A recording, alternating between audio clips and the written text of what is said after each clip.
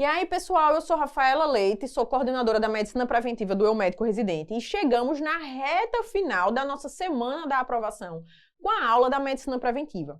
E eu te convido para dar teu gás total, tá? É a última aula, já estamos acabando aí nossa semana da aprovação.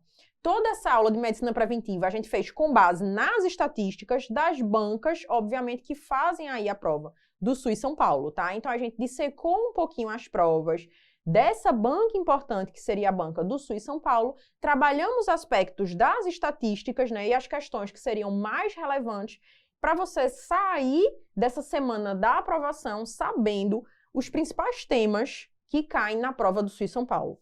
Então vamos lá, te convido aí, dá teu gás total, solta o play e vamos para a nossa aula da Medicina Preventiva do SUS São Paulo. E aí, pessoal, começamos a nossa última aula da semana da aprovação do SUS São Paulo. E, claro, a gente tinha que começar com questões aí envolvendo principalmente a atenção primária em saúde. Só para a gente lembrar que as bancas relacionadas a SUS São Paulo, né, a banca principal aí que formula a prova do SUS São Paulo, adora cobrar sobre estratégia de saúde da família, sobre aspectos importantes da atenção primária. Então, a gente tem que focar bem nesses temas. Então, dá uma pausa no teu vídeo, lê aí essa questão com calma, tá? É uma questão da Santa Casa de Misericórdia de São Paulo, de 2018, e vamos começar aqui a discutir aspectos importantes sobre a atenção primária em saúde. Então, vamos lá. Só para a gente começar, a atenção primária em saúde, a gente vai lembrar que ela é uma estratégia que vem com um pilar importante que seria o quê? A universalização da atenção à saúde. Então, é por meio da estratégia de atenção primária, no caso, que eu vou conseguir descentralizar os meus serviços de saúde e eu vou conseguir colocar todo mundo para ter acesso aos serviços de saúde. Então, a gente consegue a universalização da atenção à saúde.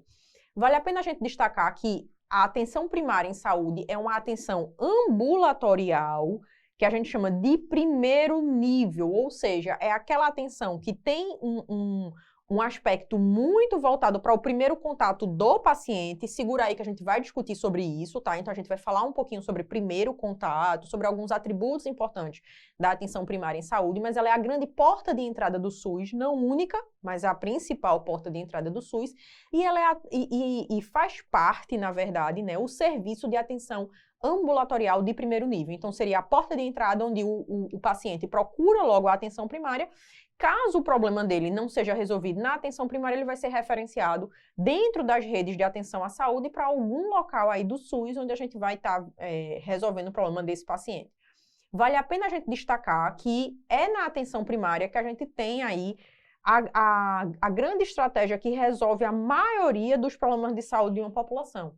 Então, ela vai estar direcionada para cobrir as afecções e condições mais comuns e ela vai resolver aí em torno de 85% dos problemas de saúde de uma população. Então, ela é extremamente resolutiva. E aí, volta aqui essa questão para a gente acabar discutindo outros aspectos importantes da atenção primária, tá? Então, ele começa dizendo, a atenção primária em saúde tem posição estratégica na rede de atenção à saúde, por ter condições de promover a integralidade e a continuidade do cuidado com o paciente e de garantir a eficiência e a eficácia do sistema. A respeito da estratégia de saúde da família, vou marcar a correta. Letra A, mantenha um vínculo com o usuário, dando continuidade ao cuidado, mesmo que ele esteja sendo feito concomitantemente em outros pontos da rede. Então, essa palavrinha aqui, vínculo, dá uma ideia de quê? De cuidado continuado, de cuidado longitudinal. Então, a gente vai ver isso quando a gente falar, principalmente aqui, de atributos da atenção primária. Então, tá correto, ela mantém esse vínculo aí com o usuário e faz essa continuidade desse cuidado. Letra A, perfeito. Letra B diz, preconiza em seus níveis mais altos diagnóstico e tratamento, que deverão ser obrigatoriamente acatados e desenvolvidos pela equipe de saúde. Então, falso. Na verdade, ela não preconiza diagnóstico, tratamento em seus níveis mais altos. O que a gente percebe é a estratégia de saúde da família tem muito foco em tratamento, em prevenção e em promoção de saúde também. E não é obrigatoriamente tudo aquilo tem que ser acatado aí pela equipe, tá? Então, a equipe ela tem que conversar. Então, tem que ser um cuidado, na verdade, conversado e um cuidado multiprofissional. Letra E, é o nível de atenção à saúde responsável pelos encaminhamentos dos pacientes. Falso, é o grande nível de atenção responsável por resolver os problemas. Se eu não conseguir resolver, aí sim eu encaminho. É o modelo hegemônico do cuidado em saúde. Falso, modelo hegemônico é aquele modelo hospitalocêntrico, né? Então tá completamente falso. Foi aquele modelo lá do governo militar, tá? Então é aquele modelo onde o foco é o hospital.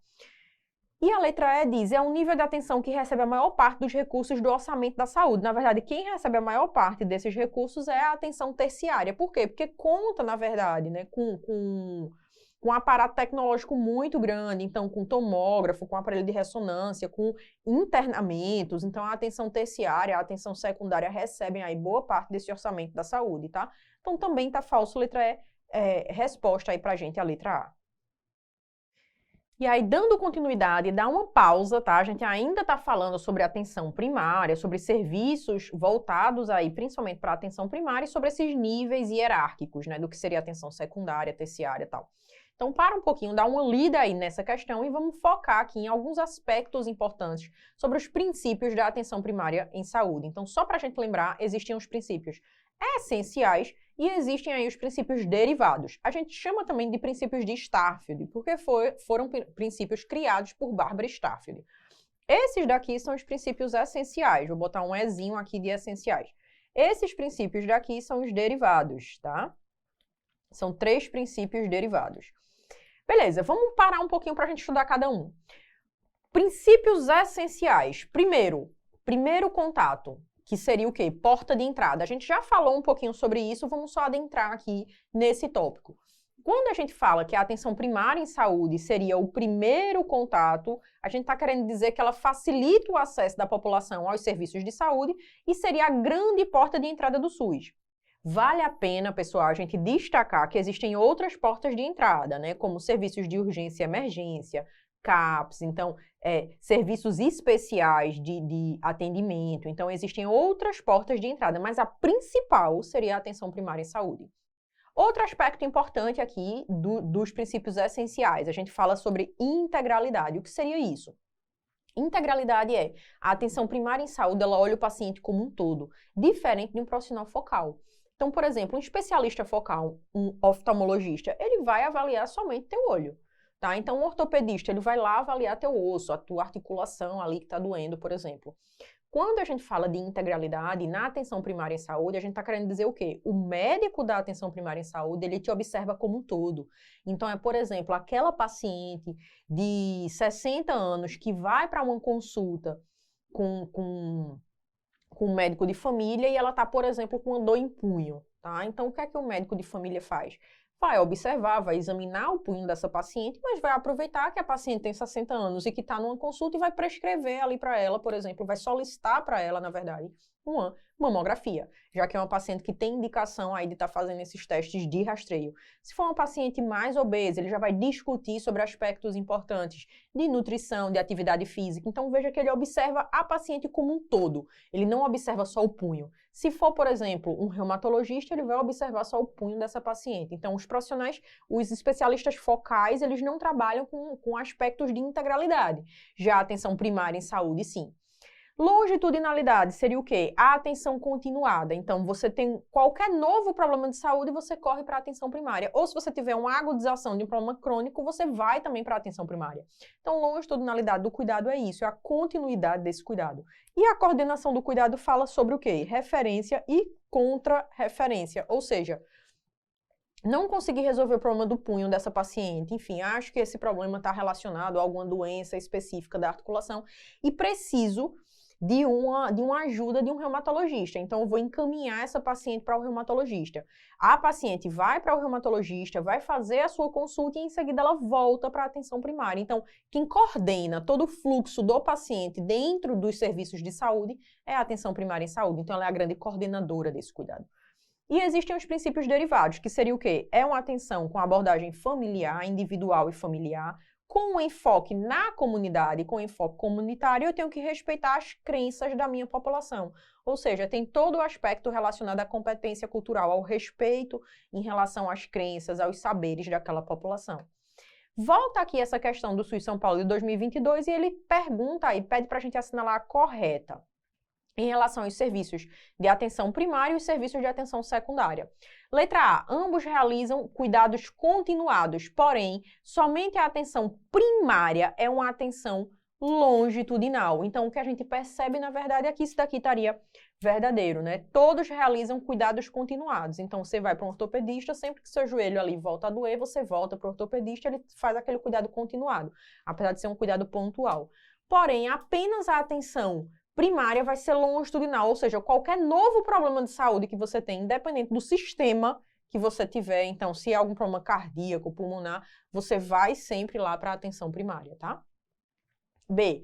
Ambos são de primeiro acesso e devem permitir o livre fluxo de acesso aos serviços. Na verdade, quem é de primeiro acesso é só a atenção primária. A atenção secundária não é porta aberta, tá? Então, ela não permite o livre fluxo de acesso aos serviços. Somente a atenção primária deve realizar a coordenação do cuidado por meio de referência e contra-referência. Na verdade, ela é a grande coordenadora do cuidado, mas ela precisa da atenção secundária e da atenção terciária para fazer toda essa contra-referência. Ela é a grande coordenadora, mas não é somente ela que faz essa coordenação. Preciso dos serviços secundários e terciários me mandando essa contra-referência. Então, eles também participam dessa coordenação, mas ela é a grande gestora da coordenação do cuidado. D. A integralidade é um atributo de ambos os serviços. Falso. A integralidade é um atributo da atenção primária. A atenção secundária é o especialista focal, é o oftalmologista que vai ver ali só teu olho. E a letra E, a incorporação de tecnologias duras é característica da atenção primária, mas não da secundária. É o inverso, né? A incorporação de tecnologias, na verdade, a atenção primária é uma atenção de alta complexidade e de baixa densidade tecnológica. Então, a incorporação de tecnologias é mais uma característica da atenção secundária e terciária e menos uma característica da atenção primária. Então, resposta para a gente, letra A. E aí, dando seguimento, dá uma pausa, dá uma olhada aqui nessa questão da Santa Casa de Misericórdia de 2023, que é uma questão que ela vai conversar com a gente sobre alguns aspectos aqui importantes em relação à equipe da estratégia de saúde da família. Então, antes da gente começar a conversar sobre a equipe, vamos falar um pouquinho sobre estratégia de saúde da família, tá? Então, só para a gente lembrar, é uma estratégia com foco em territorialização, ou seja, eu preciso, na verdade, definir o meu território, limitar ali aquele território para minha atuação, tá? Então, eu vou limitar o território, consequentemente, eu me debruço nesse território e estudo ali aquela população. Então, eu vou ter o quê? A descrição de clientela. Então, eu vou ter uma população bem definida que eu vou estar atendendo dentro daquele território. Como a gente tinha discutido, faz parte aí, é uma característica importante, a alta complexidade. Então, eu vou lidar tanto com problemas relacionados a criança, gestante, idoso. Então, a complexidade é ampla e tem baixa densidade tecnológica, ou seja, eu não vou ter um aparelho de ressonância, um tomógrafo. Então, de densidade tecnológica, a gente tem aí baixa, tá? Então, segundo a PNAB, como é que a equipe da estratégia de saúde da família ela deve ser composta? Então, a gente tem as equipes de saúde da família, e aí elas são compostas por um núcleo de 4 profissionais, que seria um médico, de preferência especializado em medicina de família e comunidade, o enfermeiro, tá? Também com especialização aí em atenção à comunidade e à família, o auxiliar ou técnico de enfermagem e os agentes comunitários de saúde. Então, isso daqui seria o grande núcleo importante de composição das equipes de saúde da família. Mas a gente tem que lembrar que existe um núcleo que seria um núcleo estendido, que acrescenta aqui esses outros profissionais. O agente de combate a endemias, o cirurgião dentista e o auxiliar ou técnico em saúde bucal. Além disso, a PNAB ainda traz mais 2 composições de equipes que podem ser importantes e podem estar na tua prova, que seria a equipe de atenção básica, que aí seria composto só de médico, enfermeiro e o auxiliar ou técnico de enfermagem, e a equipe de ACS, que teria aí os ACS e o enfermeiro, que é quem chefia aí os agentes comunitários de saúde.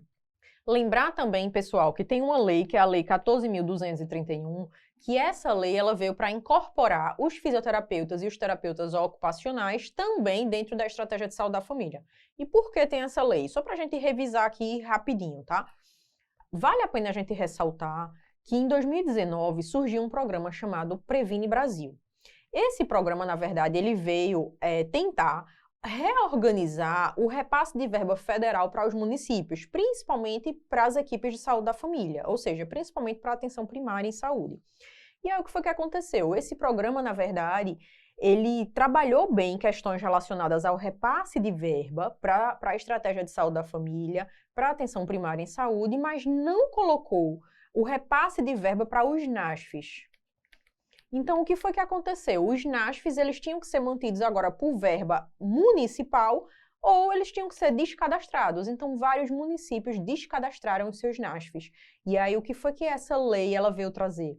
Ela veio pegar os fisioterapeutas e os terapeutas ocupacionais, principalmente aqueles que trabalhavam em NASF, e relocá-los aqui para essa equipe de estratégia de saúde da família, tá? Então, a ideia e o racional teórico foi esse, né? Foi fazer com que os profissionais do NASF pudessem ser relocados aí para compor a equipe de saúde da família. Lembrar também que é uma equipe que ela tem que estar ali com a população adscrita limitada, tá? E geralmente é de 2.000 a 3.500 pessoas, então cada equipe vai atender aí em torno de 2.000 a 3.500 pessoas. Vai ter no máximo 750 pessoas por cada agente comunitário de saúde, tem que cobrir 100% da população e não existe um número máximo ou mínimo de ACS por equipe. Tá? Então, eu posso ter aí equipe, enfim, com menos ACS, equipe com mais, o que vai me dizer a quantidade de ACS vai ser a minha população. Se eu tiver uma população maior, eu vou ter uma quantidade maior de ACS. E aí, quando a gente volta para essa questão, vê que ele fala aqui, ó. A partir dessa situação hipotética, assinale a alternativa que apresenta a composição mínima da estratégia de saúde da família, ou seja, daquela equipe da estratégia de saúde da família. Vamos revisar comigo. Qual é a composição mínima? Aquele núcleozinho central.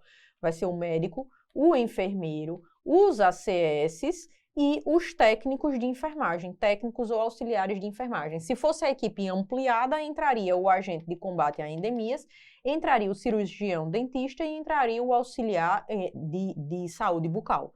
Mas ele quer essa equipe daqui, essa equipe mínima. Então, a gente tem aí resposta, a letra B, o médico, o enfermeiro, o técnico em enfermagem e os ACS. Dando continuidade, dá uma pausa aqui para você avaliar comigo essa questão aqui do SUS São Paulo de 2022, que ele pede qual o princípio do SUS que possibilita aí a maior parte da judicialização dos custos envolvidos na assistência à saúde. Qual seria esse princípio? Vamos só revisar aqui os princípios do SUS, tá? Então, só para a gente lembrar, existem princípios ético-doutrinários, que seriam os princípios com vogal, então universalidade, todo mundo tem que ter acesso à saúde.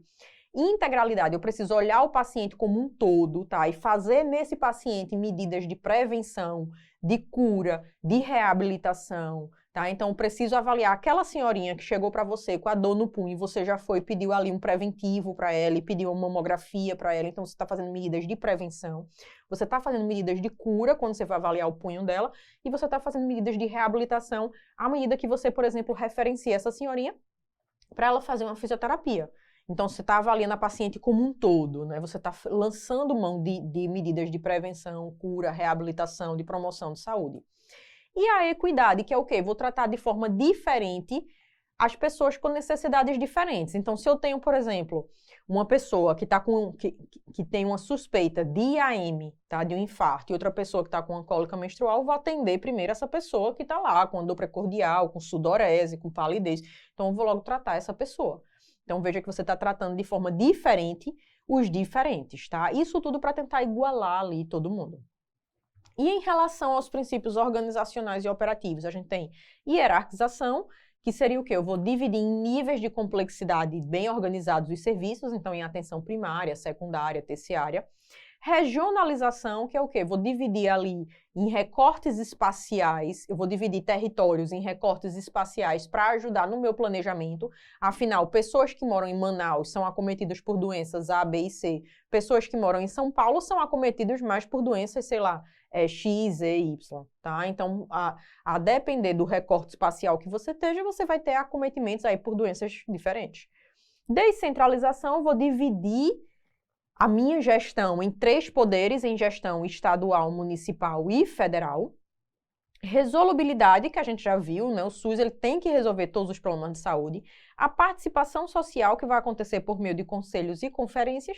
E a complementariedade do setor privado. Se eu precisar, eu como gestora do SUS, caso eu precise, eu posso contratar o setor privado para estar me ajudando lá a ofertar os serviços de saúde para a população. Aí ele diz o seguinte, ó, dá uma olhada aqui nesse recorte de jornal. Ele diz, gasto com saúde por decisão judicial no Espírito Santo equivale à construção de um novo hospital.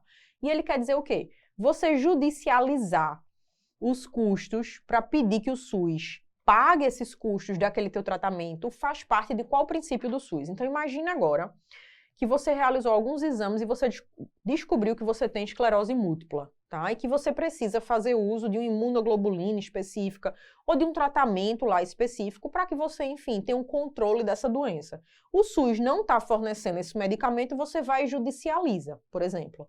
Então, você está judicializando alicerçado em qual princípio? No princípio de que você precisa receber todos os cuidados de saúde, seja cuidados de prevenção, de cura ou de reabilitação. Então, você sofreu um AVC, precisa fazer uma fisioterapia, não pode pagar, você vai e judicializa para que o SUS pague aqueles custos lá com tua reabilitação. Então, está alicerçado em qual princípio? Naquele princípio de que aquela pessoa ela tem direito a receber todos os serviços de saúde que ela precisar, ou seja, o princípio da integralidade, tá? Onde ela precisa receber serviços de cura, de reabilitação, de assistência farmacêutica, de promoção de saúde, de prevenção. Então, o princípio da integralidade. E aí, dando continuidade, dá uma olhada aqui nessa questão e vamos entrar em um assunto super importante que seria o Código de Ética Médica, tá? Então, vez ou outra, cai questão de Código de Ética Médica na prova de Medicina Preventiva. E os artigos que mais caem na prova do SUS São Paulo, que essa banca ama, são esses artigos daí. Eu já coloquei todos peneiradinhos, tá? Pra gente dar uma olhada. Então, só pra gente lembrar, são 4 princípios da bioética, que seria a autonomia, ou seja, o paciente ele tem direito a decidir sobre seu tratamento, a decidir com você sobre diagnóstico, então ele vai conversar contigo. Você quer, por exemplo, prescrever para ele um exame e ele diz que ele não quer fazer, você não vai amarrar o paciente a fazer a força, tá? Então, o paciente ele tem autonomia para discutir aquilo com você e aceitar ou não o procedimento que você quer fazer.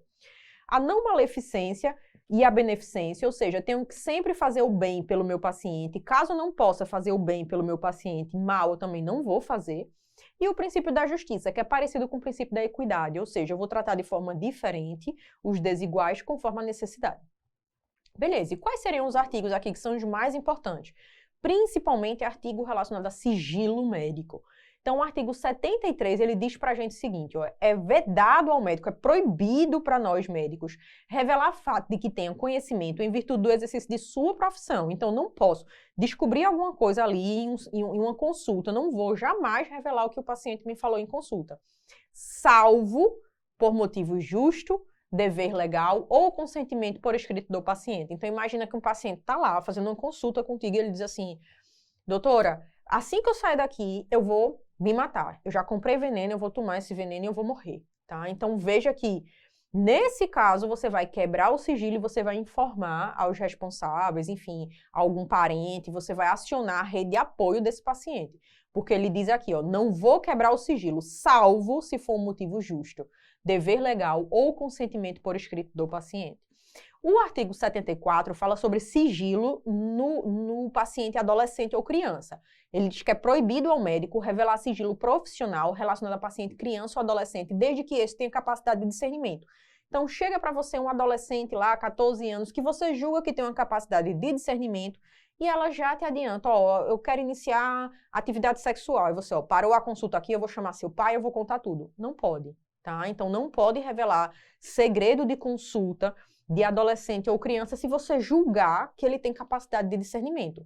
Inclusive, você não pode revelar a seus pais ou representantes legais, salvo quando a não revelação possa acarretar dano ao paciente. Por exemplo, imagine que tem um adolescente que vai para uma consulta com você, 14 anos, e ela diz que está se automutilando, tá? Então, nesse caso, você vai ter que quebrar o sigilo da consulta, porque isso daí está acarretando dano ao paciente.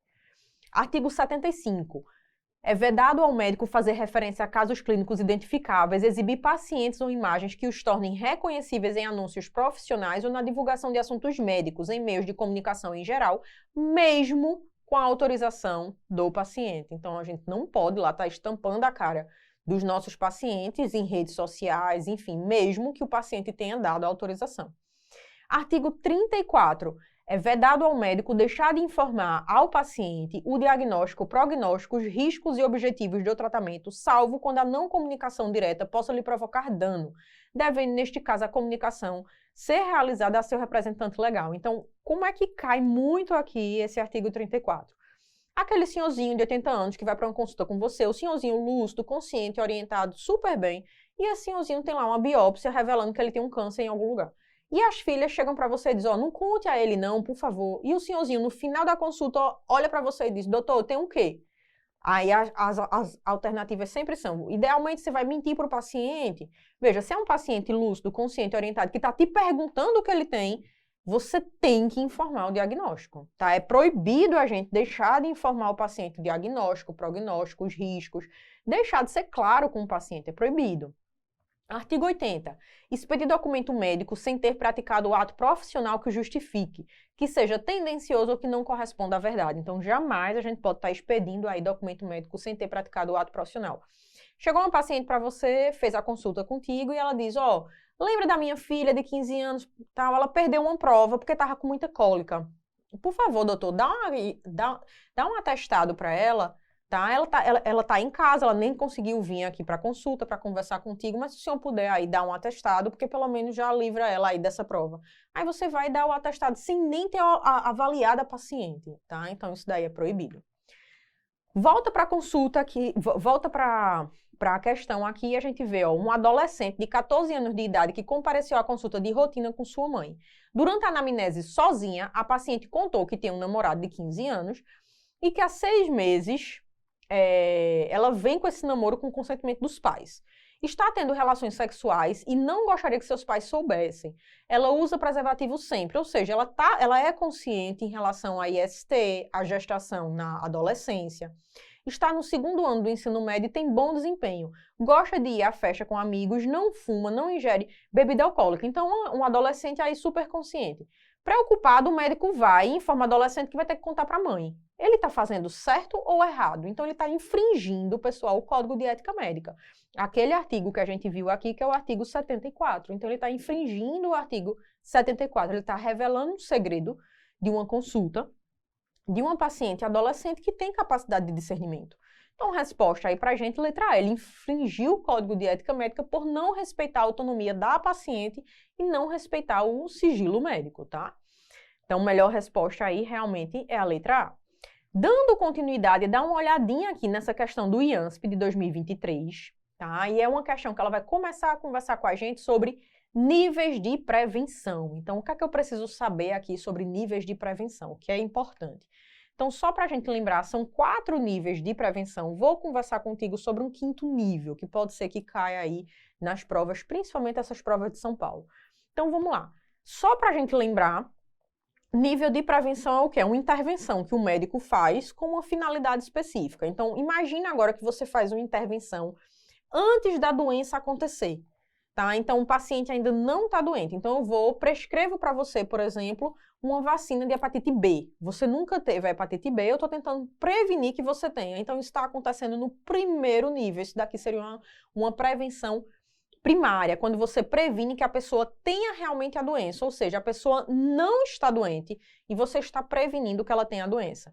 Mas veja que você pode fazer uma proteção específica para aquela doença, por exemplo, uma vacina para hepatite B, onde eu faço uma proteção específica para hepatite B, ou eu posso fazer uma promoção de saúde, por exemplo, pedir para você realizar uma atividade física, pedir para você se alimentar melhor. Isso daí vai te promover saúde e vai prevenir uma gama de várias doenças. Vai prevenir diabetes, hipertensão, doença cardiovascular, doença cerebrovascular de uma forma geral. Então, o que a gente percebe é prevenção primária ainda não é doente. Posso fazer a promoção à saúde, tá? Que são medidas de forma geral para promover saúde e para prevenir várias doenças, ou eu posso fazer a proteção específica, que seria para aquela doença, para aquele evento específico. E agora, o que seria prevenção secundária? Então, prevenção secundária, pessoal, é a pessoa já tem a doença, mas eu quero diagnosticar o mais rápido possível, iniciar o tratamento o mais rápido possível enfim, fazer aquele diagnóstico precoce para conter dano, para evitar que a pessoa, enfim, evolua e tenha danos maiores. Então, aqui é onde a gente tem todos os testes de rastreio. Você faz rastreio, por exemplo, para câncer de mama, na tentativa de fazer um diagnóstico precoce, iniciar o tratamento o mais precocemente possível e fazer com que essa paciente tenha o menor dano possível. Então, prevenção secundária é a pessoa já tem a doença, mas eu quero fazer diagnóstico precoce e tratamento precoce. E é aqui que tem todos os testes de rastreio. E, além disso, eu consigo fazer ainda a limitação do dano. Por exemplo, descobri que o paciente tem COVID, fiz ali alguns testes, descobri que o paciente tem COVID, fiz o diagnóstico precoce, eu já mantenho o paciente em isolamento para evitar que ele espalhe a doença para outras pessoas. Fiz uma limitação ali do dano a partir daquele momento que eu fiz o isolamento. A prevenção terciária seria o quê? Eu quero que você memorize duas palavrinhas: reabilitação e fisioterapia. Então, o paciente já teve a doença, teve uma sequela e você está tentando reabilitar o paciente. Então, o paciente que já teve o AVC, ficou sequelado e você está fazendo a reabilitação, está fazendo a fisioterapia desse paciente. Então, isso daí seria prevenção terciária. E a quaternária, que é a que mais está caindo em prova, seria o quê? Aquele paciente que eu quero evitar a iatrogenia. Então, não vou prescrever medicamento que o paciente não tem indicação, não vou estar solicitando exame que o paciente não tem indicação. Então, é você evitar a iatrogenia. Vou tirar remédio que o paciente está fazendo uso e que ele não tem indicação dessa medicação. E ainda existe a prevenção quinquenária. O que seria essa prevenção aí? Seria aquela prevenção onde eu cuido dos profissionais de saúde, principalmente relacionada à saúde mental, para que eles cuidem bem das pessoas. Então, é você cuidar do cuidador, tá? Voltando para cá, para a questão do IANSP, veja que você tem uma paciente de 84 anos que está fazendo uso de Vertix e, pelo que a questão fala, né, ela está deambulando bem, ela não tem aí nenhum sinal específico de qualquer transtorno relacionado aí ao equilíbrio. Então, ela está fazendo esse Vertix por quê? Tá? Então, seria aí, a gente já começaria a interrogar por isso. E você vai lá, vê que a paciente não tem indicação de estar fazendo o Vertix e você vai e suspende o Vertix. Então, isso daí seria um tipo de prevenção o quê? Quaternária. Eu estou evitando iatrogenia. Se a paciente não tem indicação dessa medicação, eu não vou estar fazendo a medicação, eu não vou estar mantendo a medicação aí para a paciente, tá? Então, melhor resposta, letra C.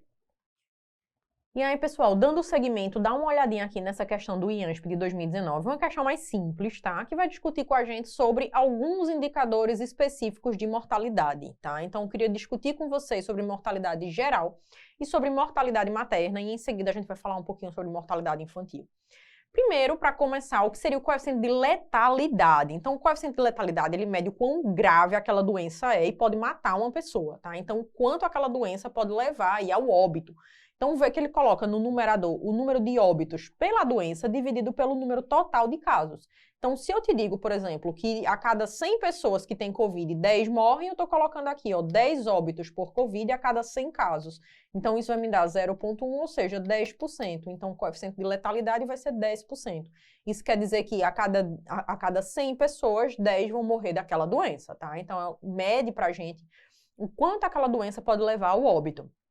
O coeficiente de mortalidade geral mede o risco de você morrer dentro daquela população. Então, mede o quê? O número total de óbitos em uma determinada população dividido pela população inteira. Então, ele dá pra gente o risco que você tem de morrer estando naquela população, seja de causa externa, seja de uma doença, enfim. Ele te dá o número total de óbitos dividido pela população geral. E existem alguns outros coeficientes de mortalidade, como, por exemplo, o coeficiente de mortalidade materna, que mede o risco de uma mulher morrer em condições relacionadas à gestação, parto ou puerpério. Ou seja, mede o risco daquela mulher lá ter uma gestação e morrer durante essa gestação, parto ou puerpério.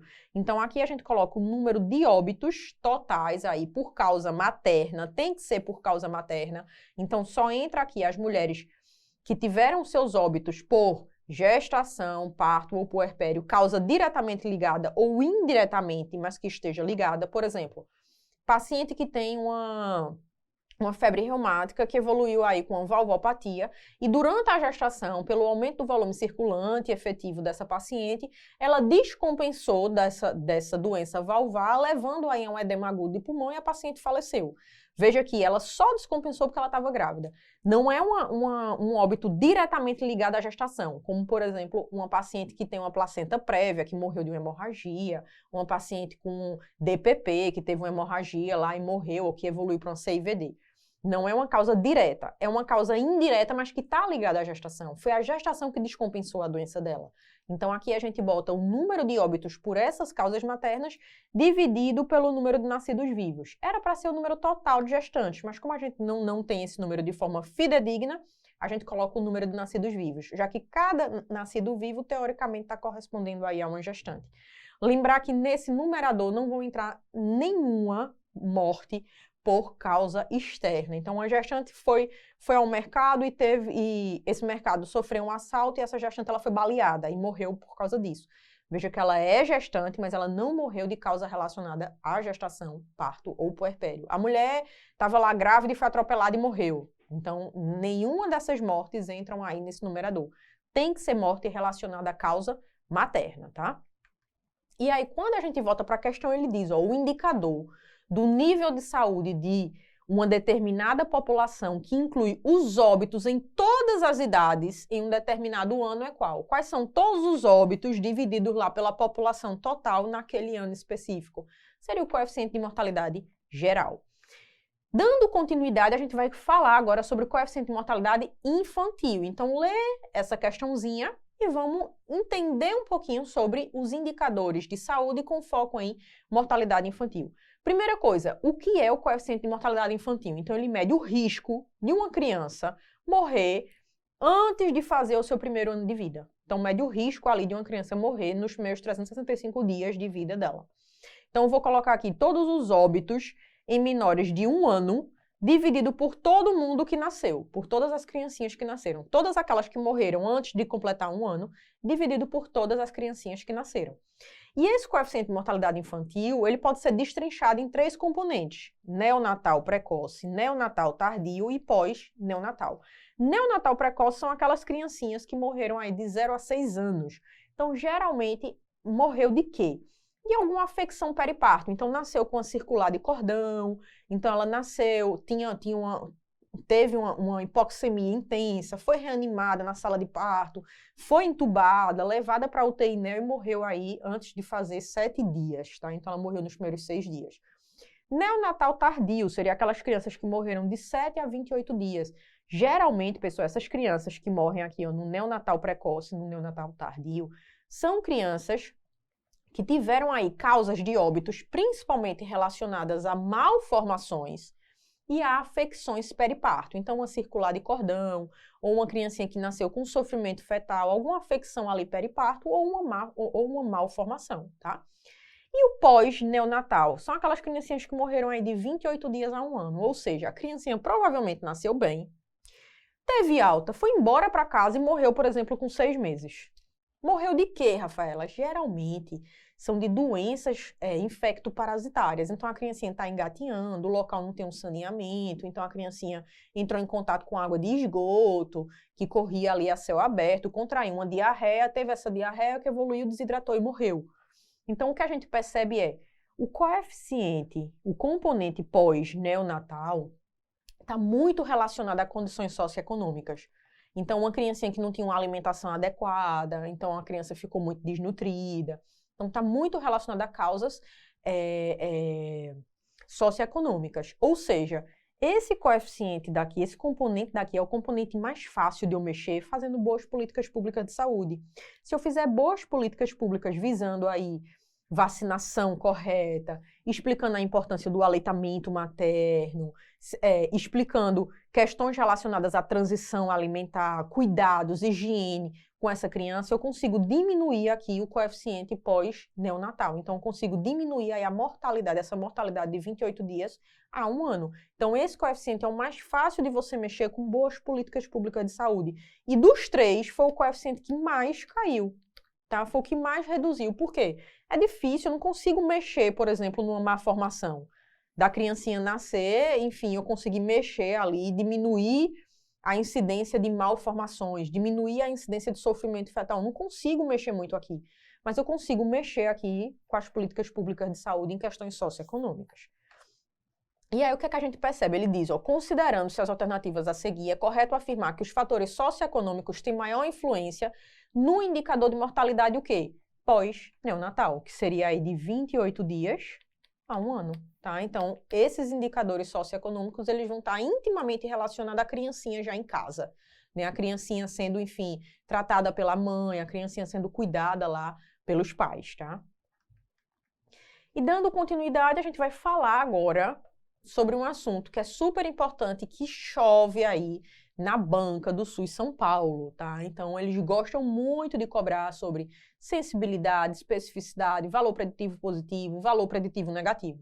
Então, vamos parar um pouquinho para a gente entender aqui sobre testes diagnósticos e sobre a importância desses testes e sobre esses conceitos, né, de valor preditivo positivo, sensibilidade, enfim.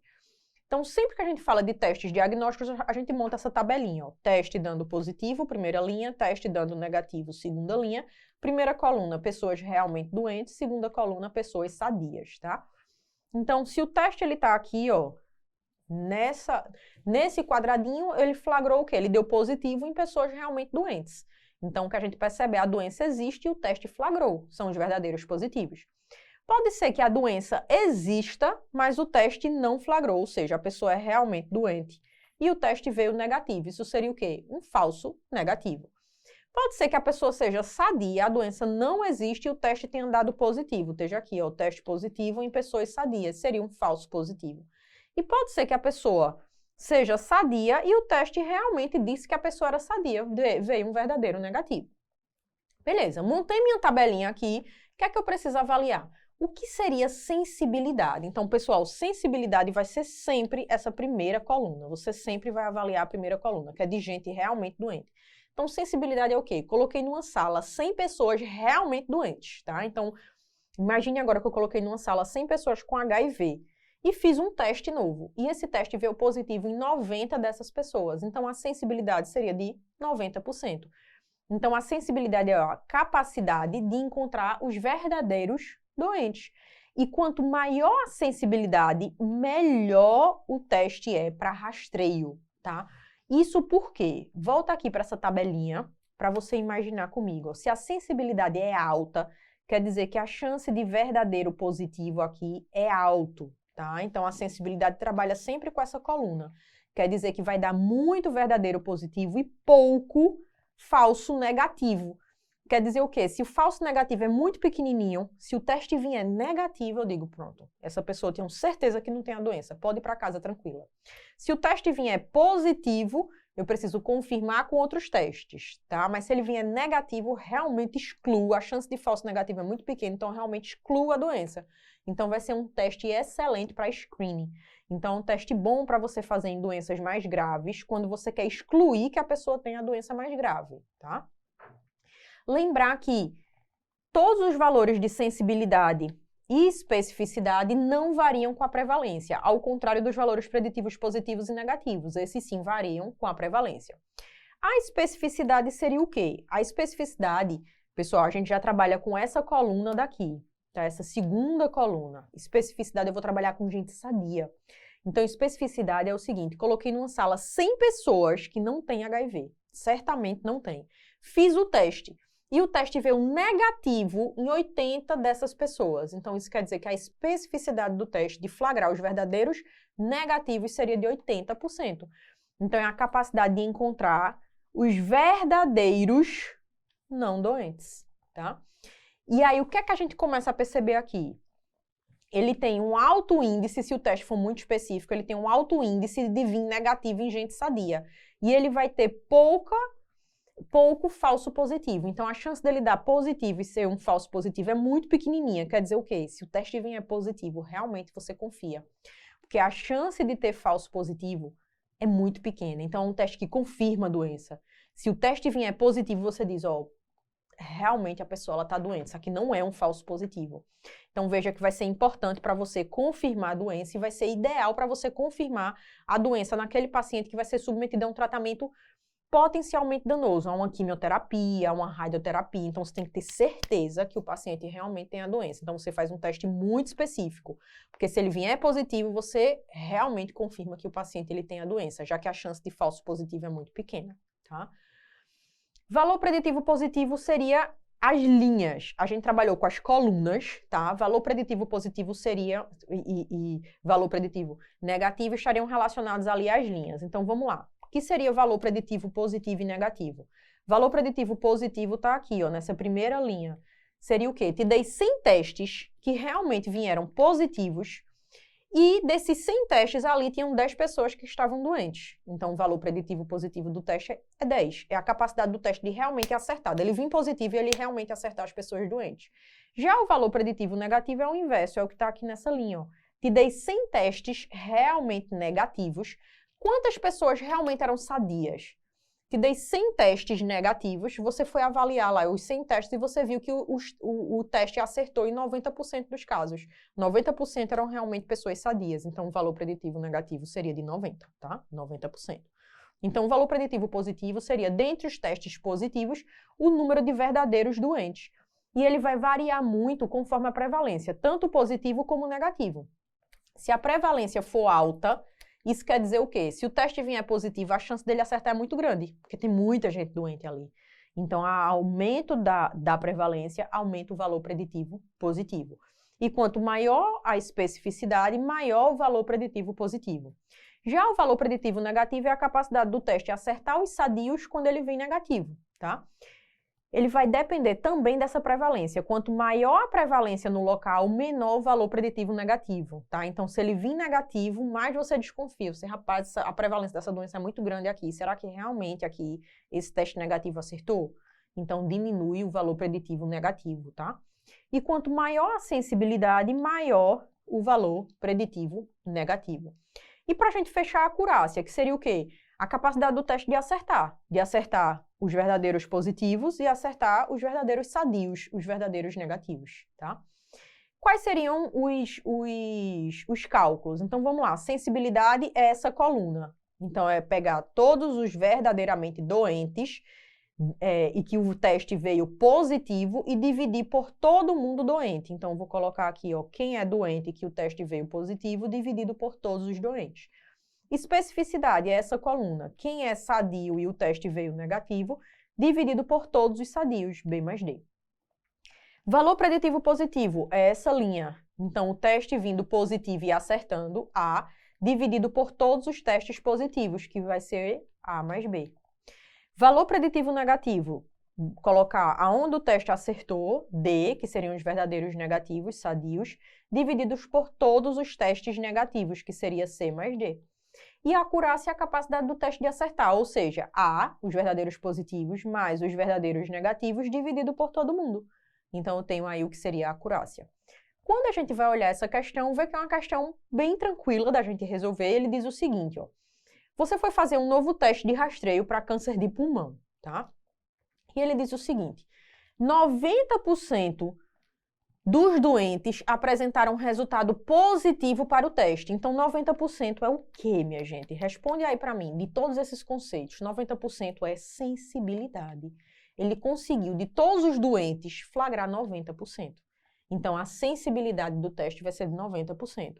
E ele diz, ó, 80% de todos os testes positivos estavam realmente doentes. Tá? Então, ele diz, ó, 90% dos doentes apresentaram resultado positivo para o teste.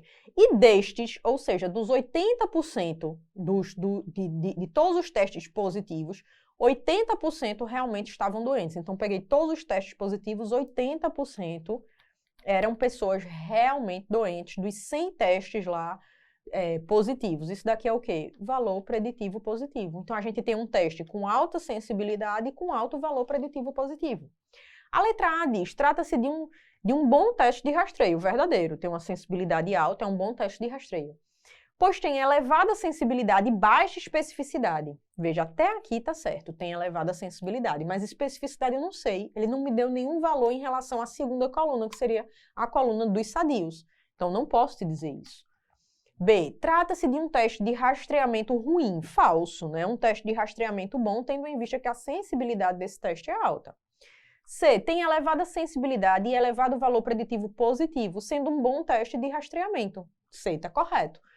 D, apresenta baixa especificidade e elevado valor preditivo positivo. Especificidade não tem como eu calcular, ele não deu para mim quanto era a especificidade.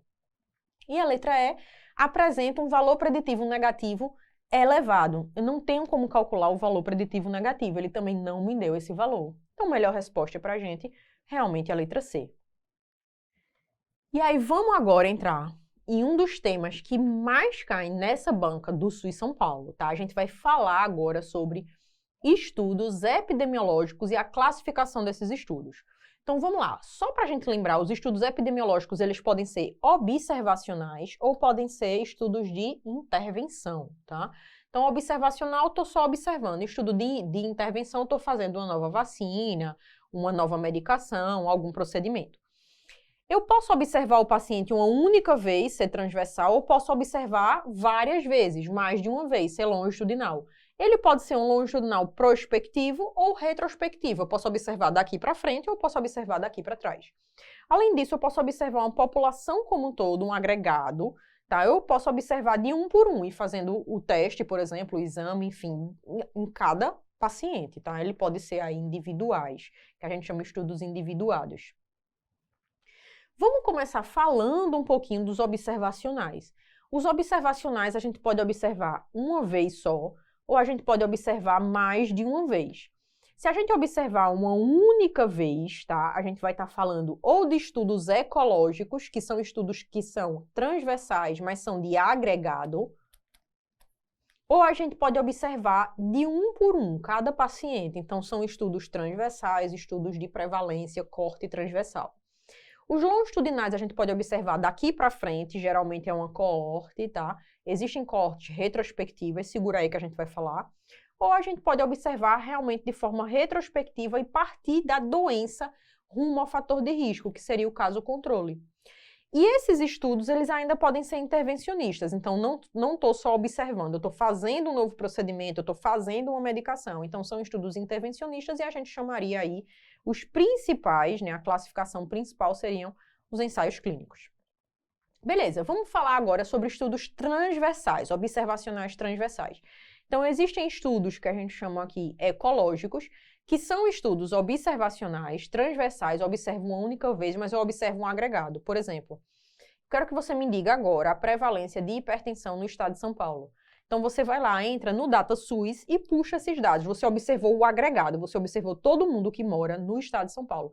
Você não foi batendo de porta em porta e aferindo pressão de todo mundo. Você observou aquele agregado lá no DataSUS. Então, isso é um estudo ecológico. O estudo transversal seria o quê? Aquele estudo observacional, transversal, observo uma única vez, mas eu vou observando de um por um. Então, eu quero que você me diga, por exemplo, a prevalência de hipertensão arterial na tua UBS. Então, você vai lá aferindo pressão de todo mundo, fazendo os protocolos lá para ver quem é hipertenso. Então, você foi batendo de casa em casa e aferindo a pressão de todo mundo. Então, você foi de forma individualizada. Então, isso daí seria um estudo transversal, um estudo seccional, um corte transversal. Dos estudos observacionais, 2 se destacam, que seriam os estudos longitudinais, ou seja, eu observo mais de uma vez. E aí seria coorte e caso controle. Galera, o que é coorte? Seria um estudo observacional, eu vou observar mais de uma vez e eu vou observar de um por um, cada paciente. E eu sempre vou partir do fator de risco rumo à doença. Sempre. Tá? Então, eu vou selecionar um grupo com fator de risco, um grupo que não tem um fator de risco e vou observar para frente para ver quem é que vai desenvolver doença.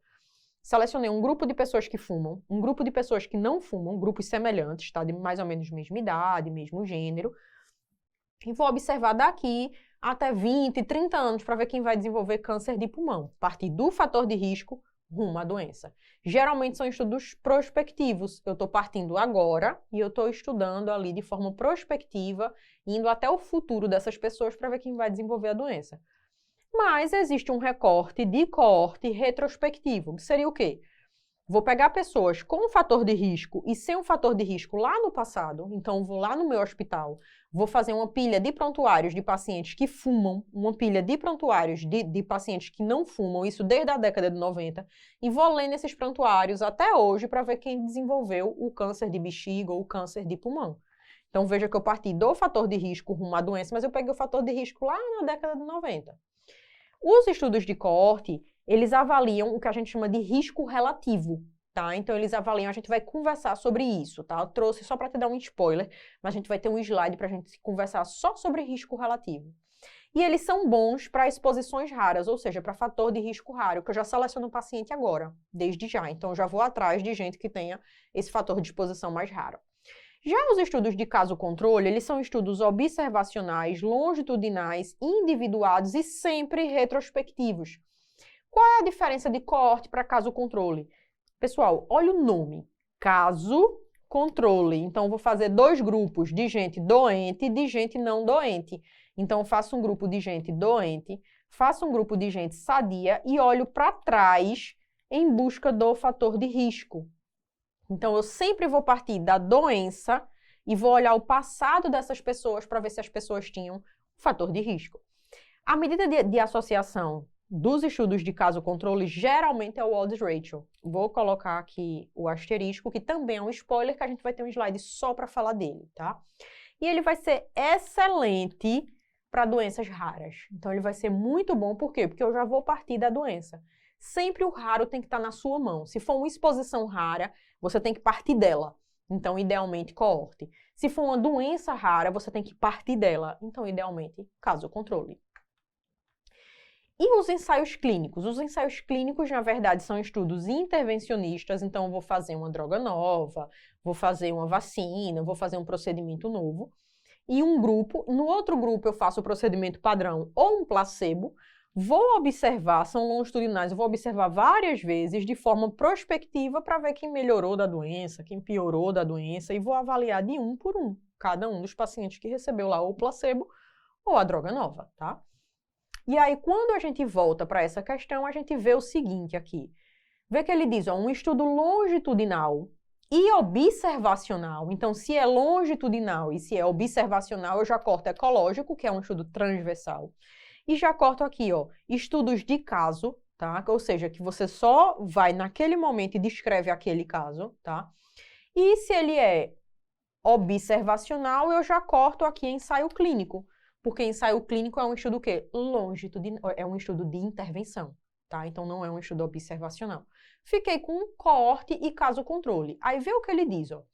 Em um grupo de pessoas consideradas sadias, então, você partiu de um grupo de pessoas que não tinha doença, quanto à doença sob investigação, e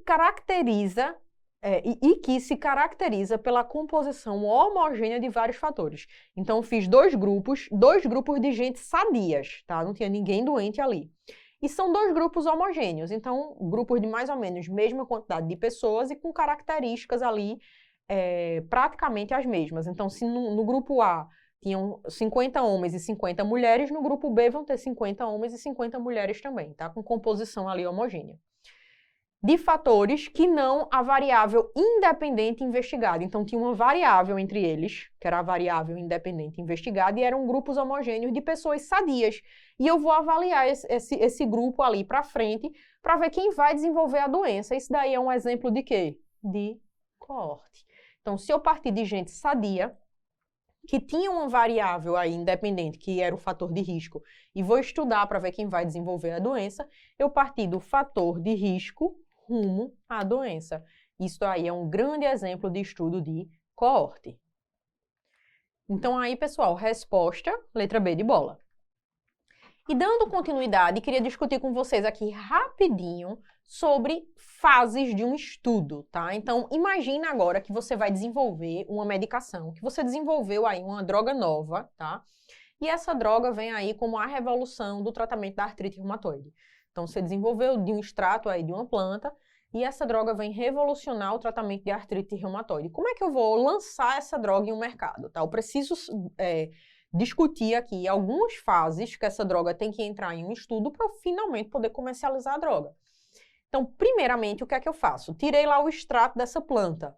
Então, minha primeira fase de estudo ali, tá? O primeiro passo, na verdade, que eu vou dar para lançar essa droga no mercado vai ser o passo que a gente chama de fase pré-clínica, que seria o quê? Aquela fase onde eu vou injetar essa droga lá em animais, tá? Então, eu vou selecionar ratinhos, coelhos, enfim, que tenham sido modificados geneticamente, que desenvolvam lá, por exemplo, um componente da artrite reumatoide, e eu vou injetar nesses animais para ver se eles vão melhorar.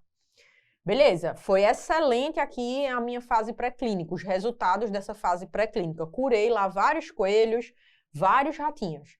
E agora, o que é que eu faço? Agora a droga está pronta para começar a ser usada em humanos, não para ser comercializada, mas para ser começada a usar em humanos.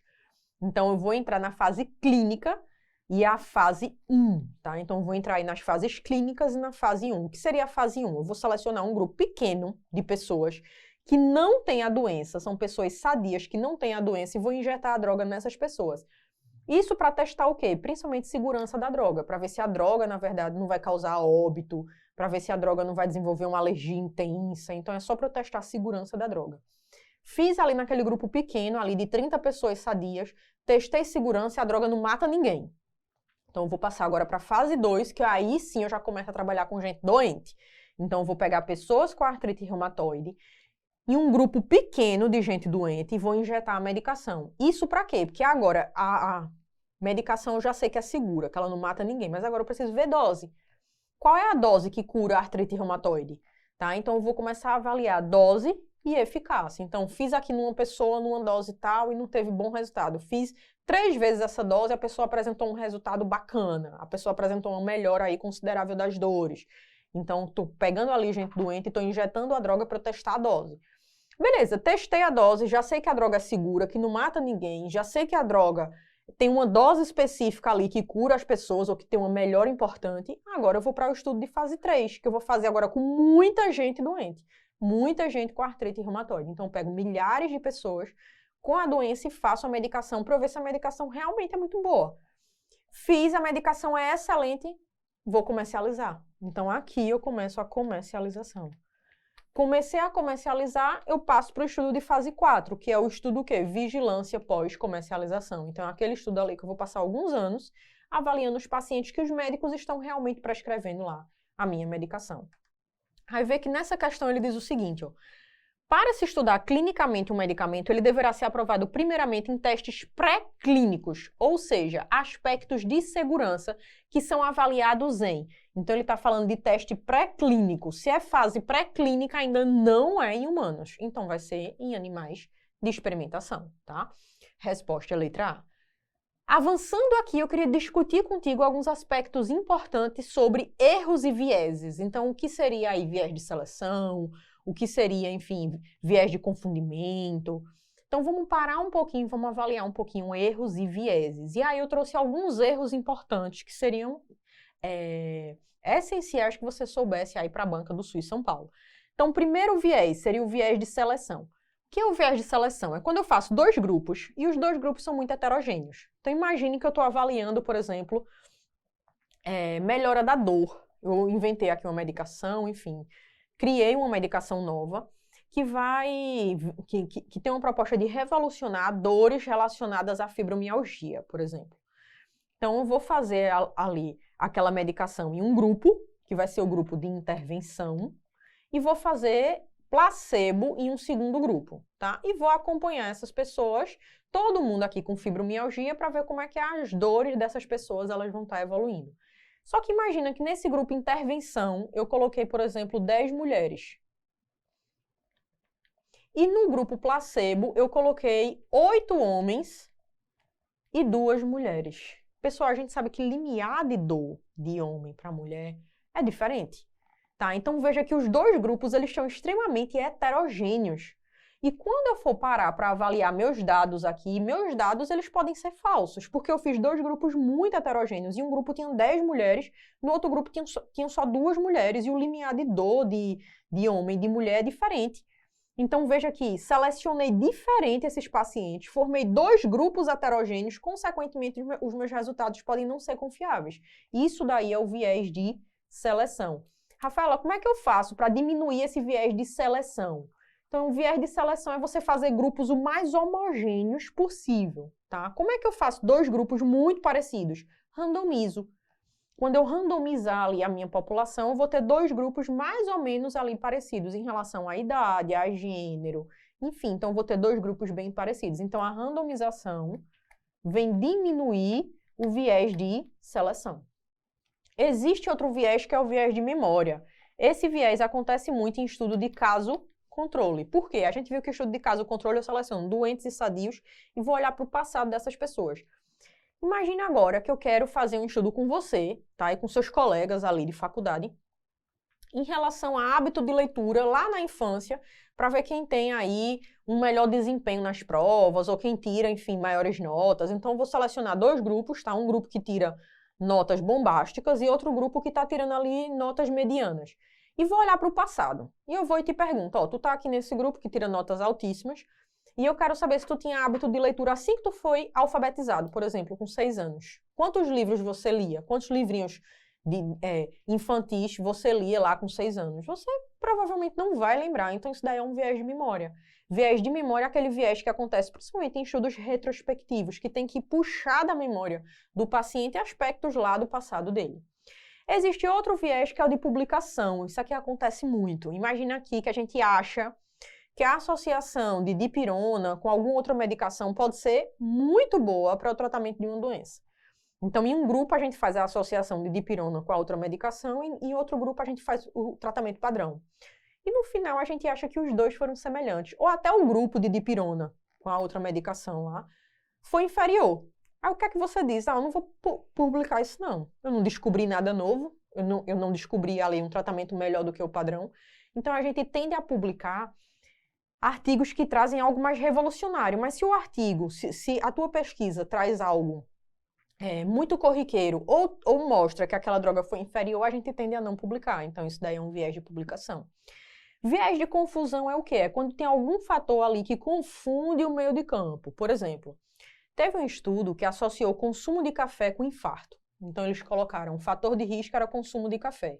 Pessoas que consumiam café, botar aí fator de risco positivo, pessoas que não consumiam café, fator de risco negativo. E foram avaliando essas pessoas ao longo do tempo para ver quem ia desenvolver IAM. E o que foi que eles perceberam? Que as pessoas que consumiam café desenvolviam mais infarto do que as que não consumiam. Mas quando eles foram esmiuçar esses dados, pessoal, eles viram o seguinte: as pessoas que consumiam mais café geralmente fumavam. Então veja que o cigarro e o café entraram como um fator de confusão. Tinha outro fator ali no meio que gerava o IAM, que não era o café. Tá? Então o consumo de café foi um viés de confusão, foi um fator ali de confusão. E existe o viés chamado viés de aferição. Esse viés de aferição é o quê? Eu vou olhar com mais cuidado daquele paciente aqui que está fazendo aquela medicação nova. Então, inventei aqui uma medicação nova que é revolucionária no tratamento de hipertensão. Então, eu vou pegar aqui pessoas hipertensas. Esse pessoal daqui eu vou fazer a medicação nova e esse pessoal daqui eu vou fazer placebo. E eu sei quem são as pessoas. Só que as pessoas que estão fazendo a medicação nova, eu vou aferir a pressão com mais calma, enfim, eu vou fazer todo o protocolo direitinho. Quando chega o paciente está fazendo placebo, eu faço de qualquer jeito. Ó, vem cá, senta aqui. Não precisa esvaziar a bexiga, não, tá tudo certo, não sei o quê. Vem andando, não precisa você descansar, não. Vem, já vou aferir agora. Então, você vai estar aferindo de qualquer jeito. Então, isso daqui é o viés de aferição. Como é que a gente diminui o viés de aferição? Cegando o examinador. Se chega um paciente para mim que eu não sei se ele fez a medicação nova e nem o placebo, eu vou tender a seguir todo o protocolo direitinho. Tá? Então, cegando o examinador e cegando o paciente, você consegue aí diminuir viés de aferição. Aí vê o que essa questão diz. Ó, um dos métodos para controle de vícios de seleção no delineamento de um estudo epidemiológico ou seja, qual é o método importante para você controlar o viés de seleção? Para você fazer 2 grupos realmente homogêneos? Seria o quê? A randomização. Tá? Então, com a randomização, você consegue fazer ali 2 grupos homogêneos e você consegue evitar o viés de seleção. E aí, pessoal, dando seguimento, dá uma olhadinha aqui, tá? Nessa questão que ele pede para a gente o seguinte, ó, nesta situação, o melhor estudo que o médico vai poder utilizar para tomar uma decisão seria qual? Então, vamos só discutir rapidinho os níveis de evidência, tá? Então, esses níveis de evidência, segundo o Oxford, dividem aí os estudos conforme mais robusto o estudo seja. Então, por exemplo, nível 1 seria aquele nível que engloba aí os ensaios clínicos, que são estudos robustos. Sendo nível 1A, as revisões sistemáticas e meta-análises de ensaios clínicos. 1B seria o quê? Os ensaios clínicos propriamente ditos. Em relação a 2A, a gente tem as revisões sistemáticas de estudo de coorte. 2B, a gente tem os estudos de coorte propriamente ditos, ou os ensaios clínicos de mais baixa qualidade metodológica. E o 2C estariam aqui os estudos ecológicos, aqueles estudos de agregado. Já o 3A, a gente teria o quê? As revisões sistemáticas homogêneas de caso-controle. No 3B, caso-controle propriamente dito. No 4, seria um relato de série de casos ou estudos de coorte, caso-controle de mais baixa qualidade. E, por fim, o 5 seriam aí as opiniões de especialistas. Quando a gente volta para a questão, é bem simples. Qual seria o estudo, o melhor estudo para o médico tomar aí uma decisão importante sobre o uso ou não de uma medicação? Então, seria o quê? Uma revisão sistemática de ensaio clínico ou meta-análises envolvendo aí ensaios clínicos. Então, resposta para a gente, letra B. Seria meta-análise de ensaios clínicos randomizados que estava avaliando aí essa redução de eventos cardiovasculares, tá? Tendo em vista que ele quer ver aí se algumas medicações, enfim, alteram aí questões relacionadas a eventos cardiovasculares e em relação ao aumento de colesterol e eventos cardiovasculares. Então, idealmente, seria o quê? O ensaio clínico, tá? E o nível mais alto seriam as revisões sistemáticas desses ensaios clínicos ou as meta-análises, que seriam revisões sistemáticas, só que com cálculo, com análise estatística. Fechamos essa parte, dá uma olhadinha agora, eu te prometi que a gente ia falar sobre risco relativo e sobre odds ratio, tá? Dá uma olhadinha nessa questão, tenta fazer aí teus cálculos. Então, vamos lá.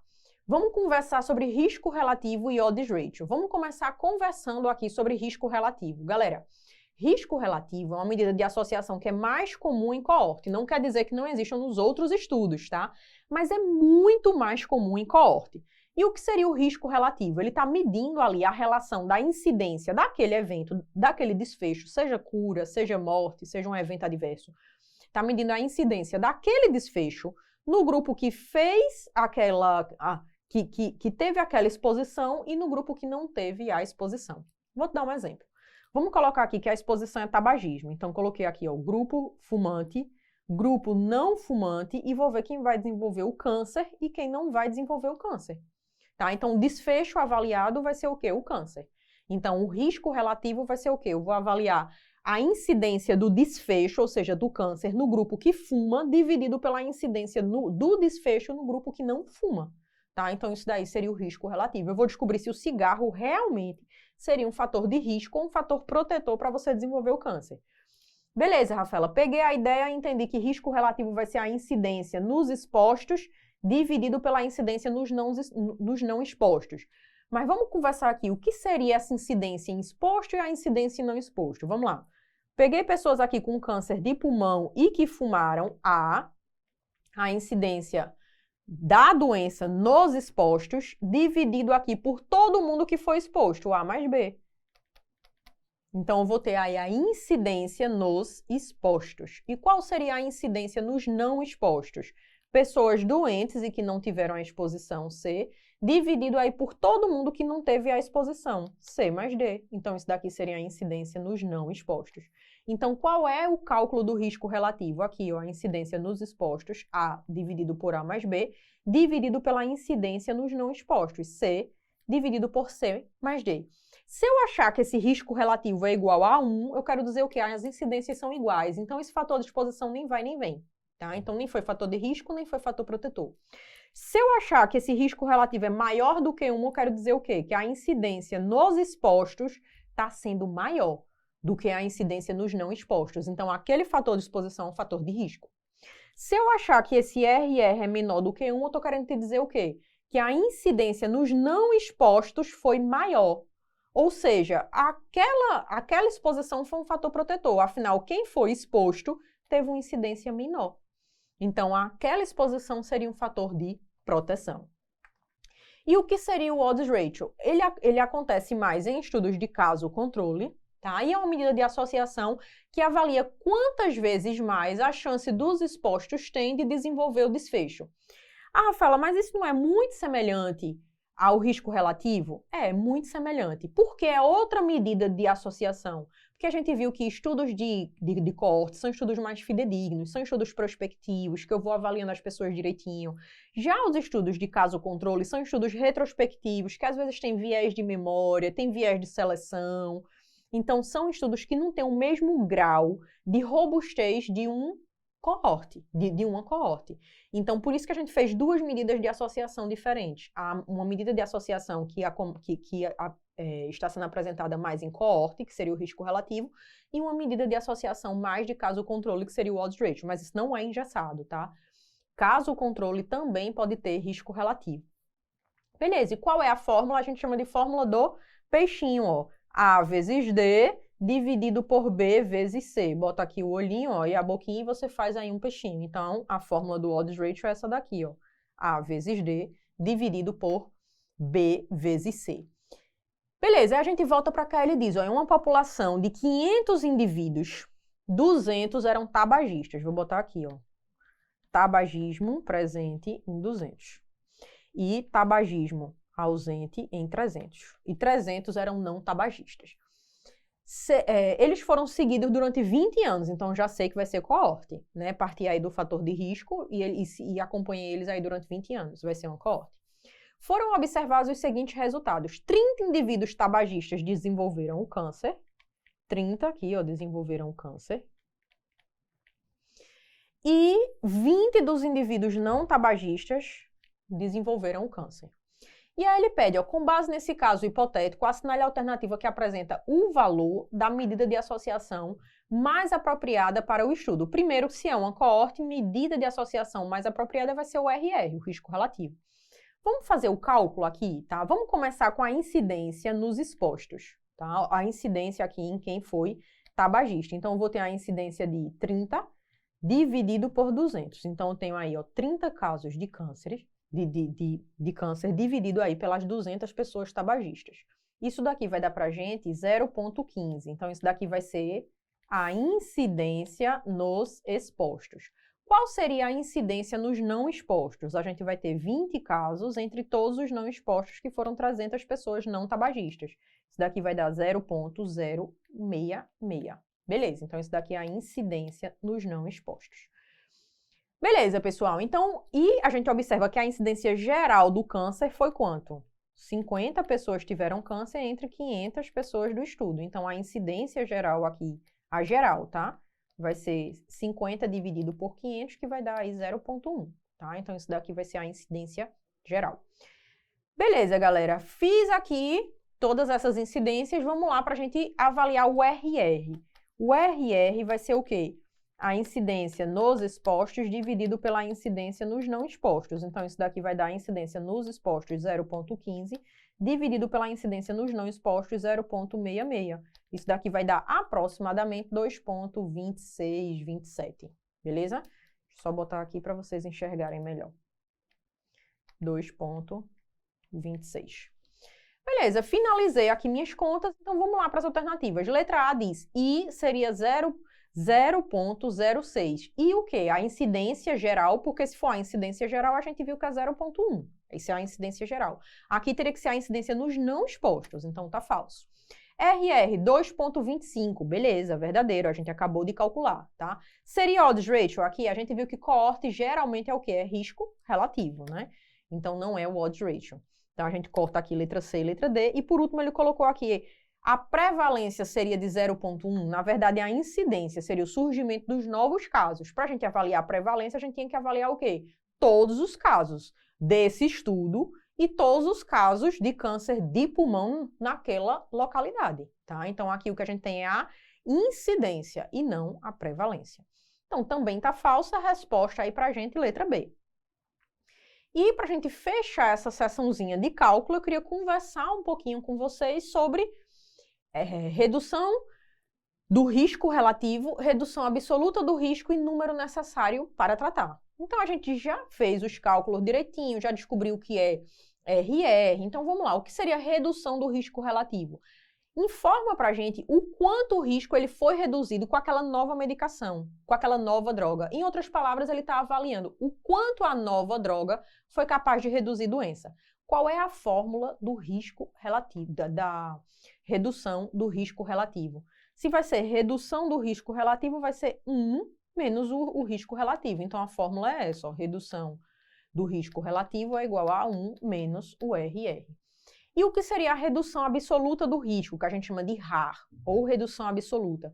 Significa aquela diferença entre as incidências. Então, a gente bota incidência do maior menos a incidência do menor. A incidência nos expostos menos a incidência nos não expostos.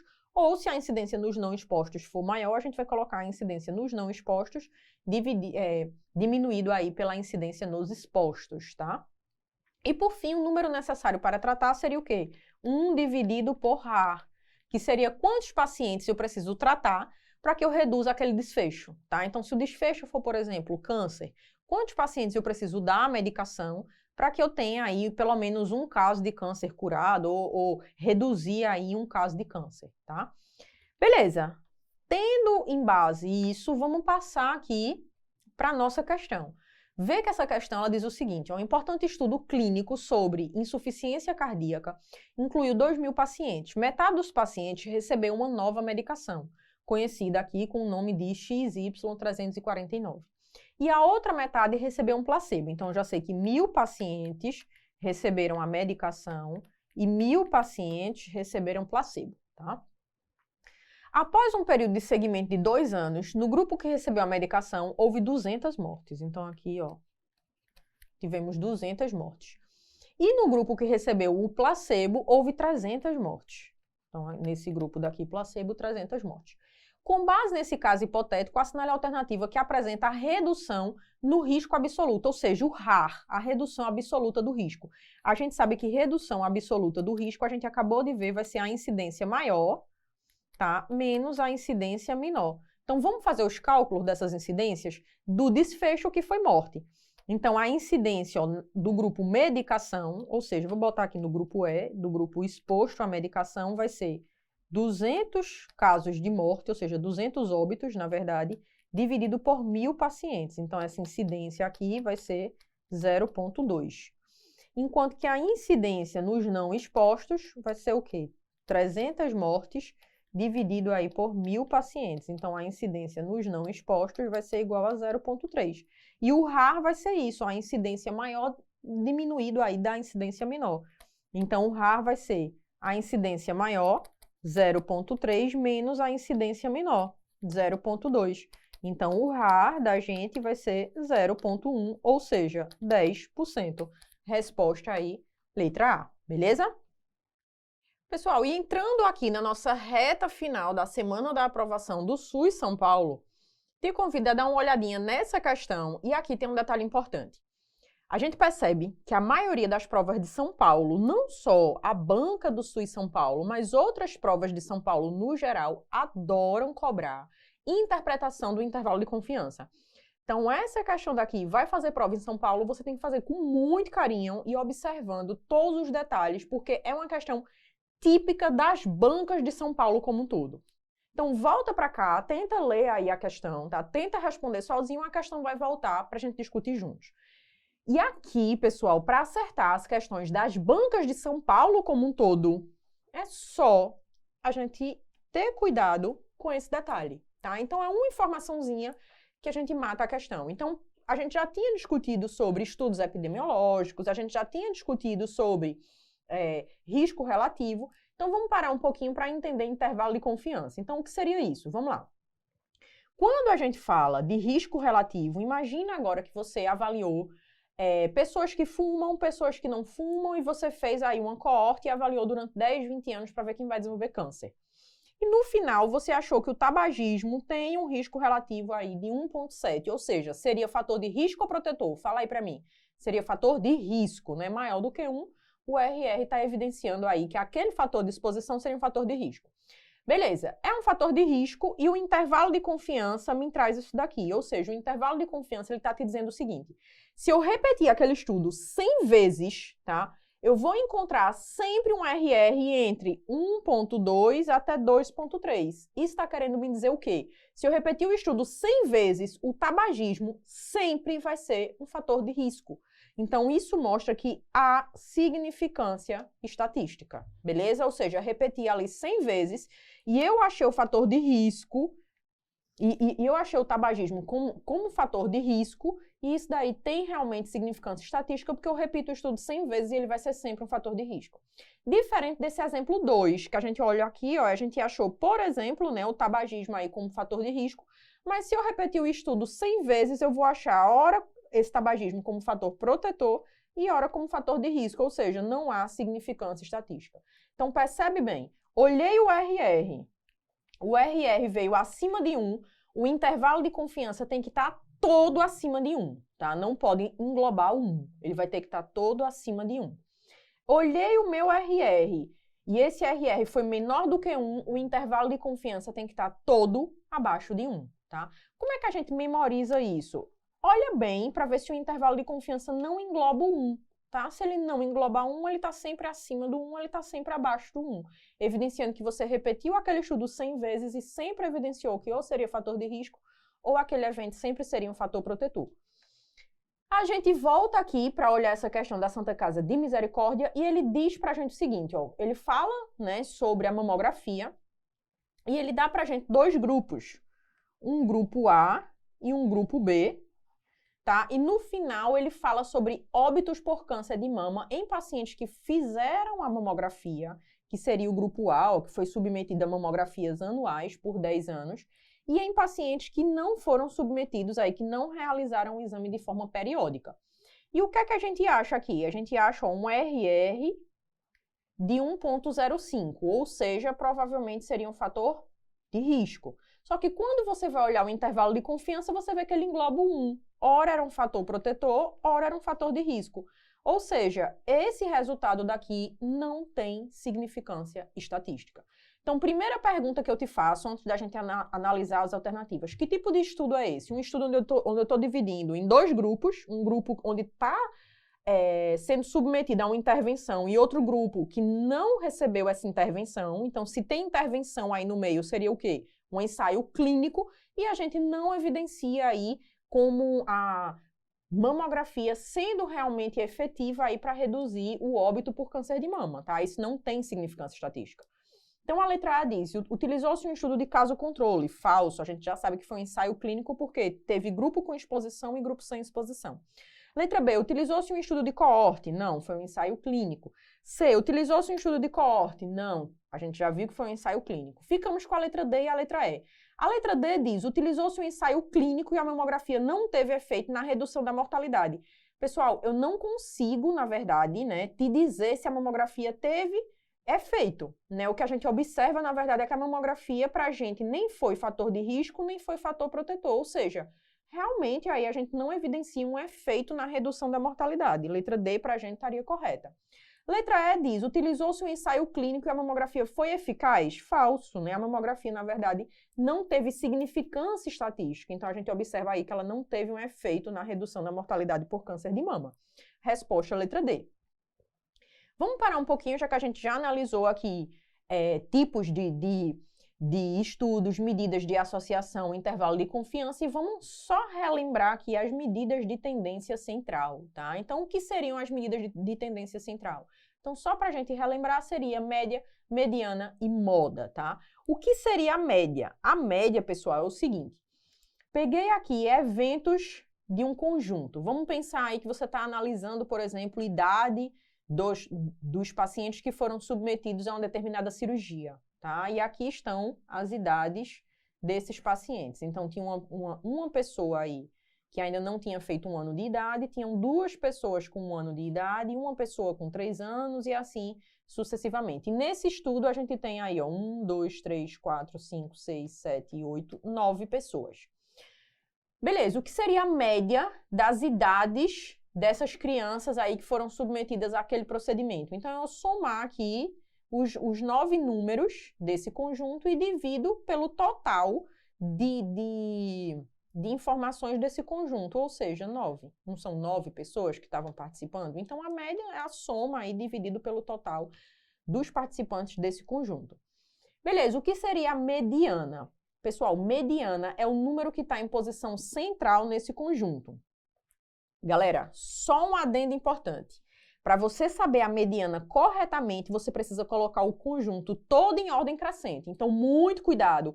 Tem prova que bota lá as idades, por exemplo, enfim, a variável toda embaralhada, e você vai direto naquele número central. E ele não é a mediana porque o conjunto não está organizado em ordem crescente, tá? Então, aqui a gente observa que esse conjunto desse exemplo está organizado em ordem crescente. Então, quem seria a mediana? Se temos aí 9 números, então a gente vai contar, ó, 4 para um lado, 4 para o outro, a mediana seria 5, seria esse número aí na posição central. Beleza, e quem seria a moda? A moda seria o número que mais se repete, tá? Então, a moda, nesse caso aqui, seria quem? Ver que a gente tem aí o 1 se repetindo 2 vezes e o 5 se repetindo aí 3 vezes. Então, a moda seria o quê? O 5 que está se repetindo aí 3 vezes, beleza? O que é que vale a pena a gente destacar aqui, pessoal? A média seria aí a medida de tendência central que mais vai variar se nesse conjunto tiver números muito extremos. Vamos dar aquele mesmo exemplo. Eu tenho aqui o conjunto com as idades das pessoas que participaram aí dessa cirurgia. E, de repente, eu boto aqui 100. Vê que número extremo, tá? Então, esse número extremo aí ia deixar, na verdade, a média não condizente com o total desses participantes. A gente vê aqui que a maioria desses participantes, temos 10 participantes desse procedimento cirúrgico, tá? E a gente observa que a maioria seria o quê? Criança, de até 9 anos. Só teve uma pessoa aqui de 100 anos que participou desse procedimento. Então, vê que quando tem números muito extremos, a média, geralmente, ela vai ficar distorcida. Então, idealmente, para os conjuntos que têm números muito extremos, muita divergência, a gente utiliza a mediana, seria a mais confiável. Beleza, voltamos aqui para a nossa questão do IANSP de 2019 e ele pede assim, são exemplos de medidas de tendência central. Mediana, moda e desvio padrão. Desvio padrão não, a gente já viu aí que os 3 grandes exemplos de medidas de tendência central seria moda, média e mediana. Amplitude, variância e mediana, amplitude e variância não. Moda, variância, mediana, variância também não. Letra D, média aritmética, mediana e moda, verdadeiro, né? Média, mediana e moda seriam aí os grandes exemplos de medida de tendência central. Aproveitando que a gente ainda também está nesse tema, dá uma olhadinha nessa questão do IANSP, que ele está cobrando aqui exemplos específicos de tipos de variáveis. Então, vamos só discutir aqui rapidinho, tá? Os tipos de variáveis. Então, só para a gente lembrar, variável é o quê, pessoal? Variável é tudo aquilo que tem interesse no nosso estudo e a gente está avaliando. Vou te dar alguns exemplos. Imagina aí que você fez 2 grupos de pacientes. Pacientes que fumam, pacientes que não fumam e avaliou aí durante 10, 20, 30 anos, tá? Para ver se essas pessoas desenvolveram câncer. E você quer associar, por exemplo, idade desses pacientes, você quer ver o número de cigarros que eles fumavam por dia. Então, tudo isso é variável. Você quer ver, por exemplo, o gênero desses participantes que estavam ali nessa tua pesquisa, tá? Então, tudo isso, pessoal, é variável. Tudo que você está ali estudando, né, que você quer fazer as suas correlações. Essas variáveis, elas podem ser qualitativas, como, por exemplo, o gênero, tá? Ou elas podem ser quantitativas, que seria o quê? Números. Então, se for uma variável que você caracteriza por nome, tá? Então, sexo, uma classificação sanguínea, vai ser variável qualitativa. Se você caracterizar por número, vai ser variável quantitativa. Se ela for uma variável qualitativa, ou seja, se ela for uma variável que você caracterize por um nome, você pode caracterizar por um nome e esse nome ter uma certa ordem, o que a gente chama aí de variáveis ordinais. Por exemplo, grau de escolaridade. Percebe que você tem que seguir uma ordem, tá? Então, é ensino fundamental, ensino médio, ensino superior, uma pós-graduação. Então, você segue uma ordem específica. Então, isso daí seria uma variável qualitativa ordinal. E ela pode ser uma variável que não siga uma ordem, a gente dá o nome de nominal, como, por exemplo, o gênero, tá? Feminino, masculino, enfim. Então, você só caracteriza como nome e não necessariamente segue uma ordem. E as variáveis numéricas, que a gente chama aqui de quantitativas, podem ser números decimais ou números inteiros. Se for número inteiro, a gente chama aí de variável discreta.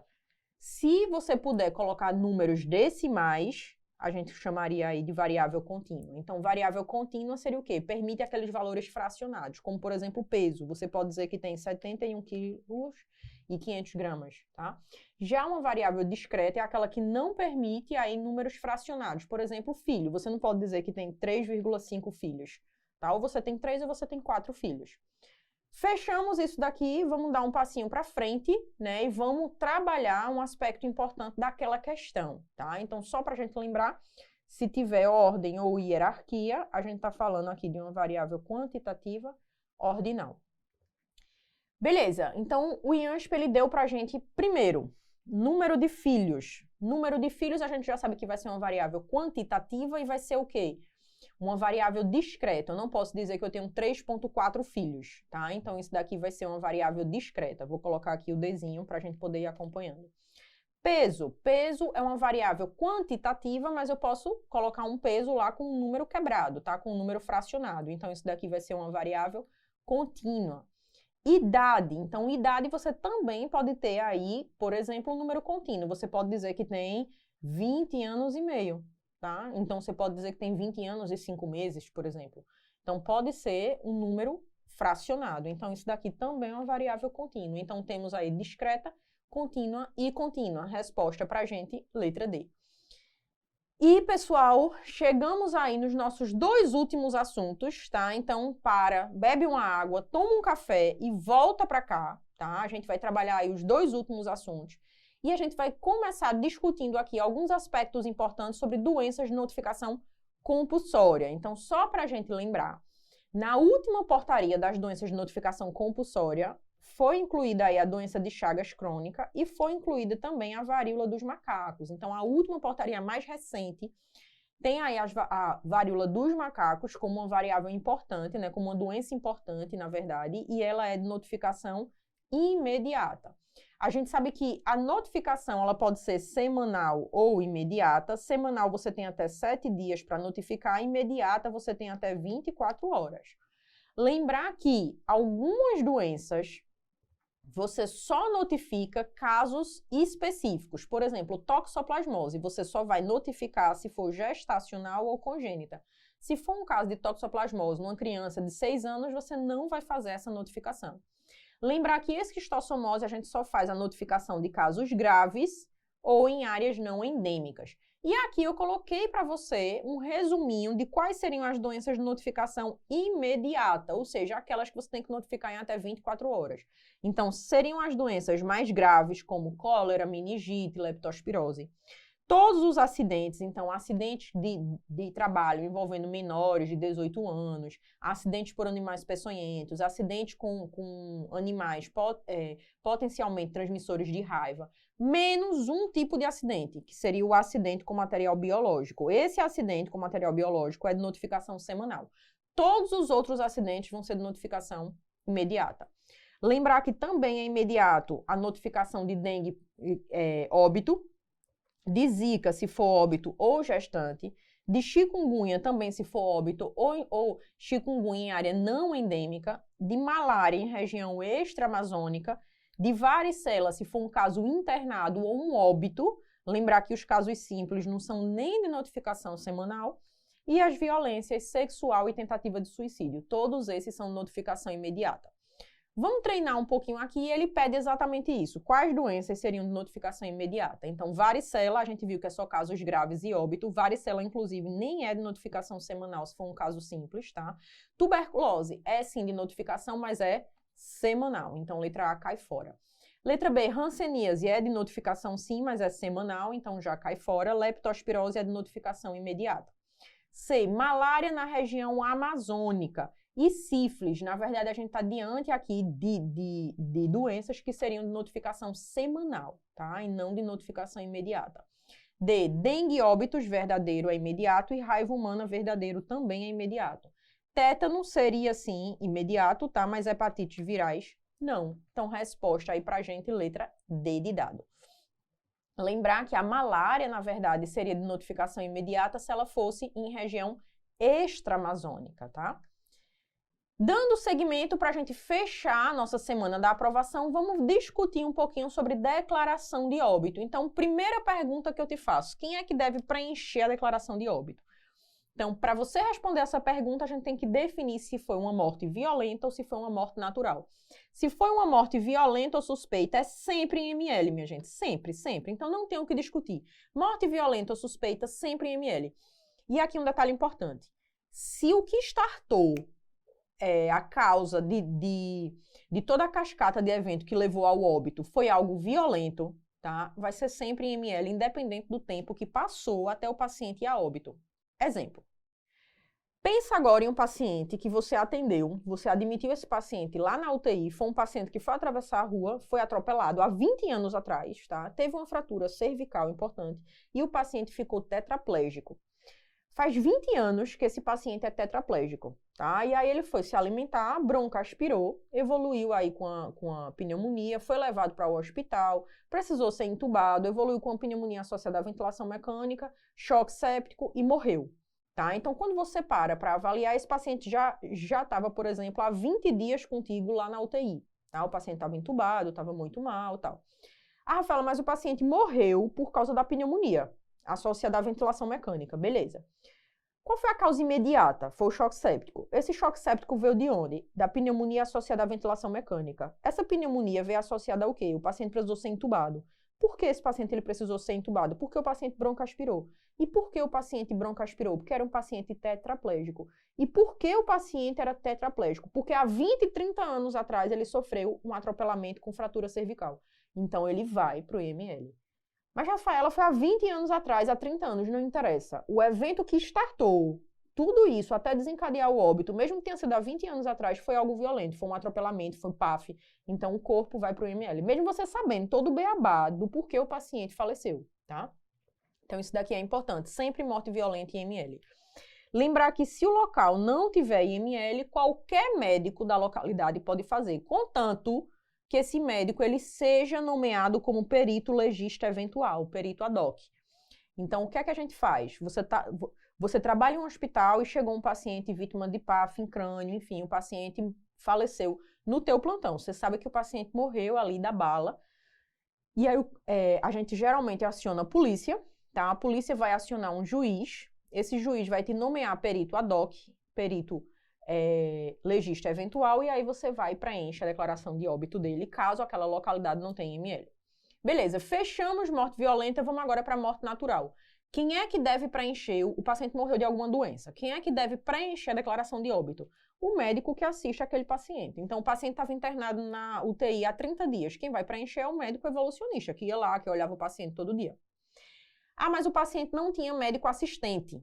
Ou seja, era um paciente, enfim, cardiopata, era um paciente coronariopata, que não tinha um cardiologista que assistia esse paciente, e esse paciente estava em casa, teve uma dor precordial forte e um infarto, foi levado para a UPA, era você que era o plantonista, você fez o eletro, supra. Quando você decide transferir o paciente morre, tá? Antes mesmo de você conseguir realizar essa transferência. Então, quem vai preencher, já que era um médico, já que era um paciente que não tinha assistência, que não tinha um médico assistente, vai ser um médico substituto, geralmente o plantonista que vai ser você. Ah, Rafaela, mas o paciente morreu, não tinha um médico assistente e eu não sei a causa do óbito. O paciente chegou no meu plantão com uma dor precordial.